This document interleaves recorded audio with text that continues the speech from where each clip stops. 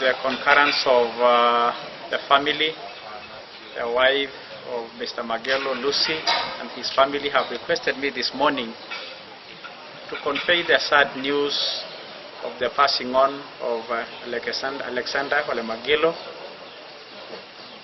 and therefore to the people of Kajiado, the Maa Nation, and the Kenya Nation in general.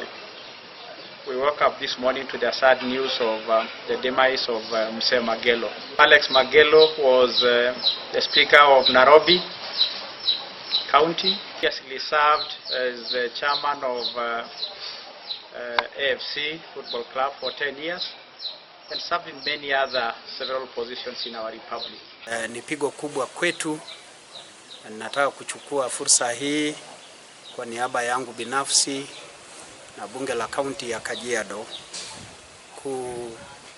kupeana rambirambi zetu kwa Mama Lucy, wanao na jamii na marafiki walioachwa na Mheshimiwa Magelo. Atakumbukwa kwamba mwaka wa 2013 hadi mwaka wa 2017 bunge la Nairobi lilikuwa dhabiti chini ya uongozi wa Spika Magelo. Hii ni mtu ya maana ambayo tumepotesha. Kwa mashauri ambayo anapatia community ya Maa ilikuwa pakubwa zaidi. Kwa hivyo tutakumbuka kama ni mtu ya maana katika community ya Maa, na tunaomba Mwenyezi Mungu aweke mahali vyema mbinguni.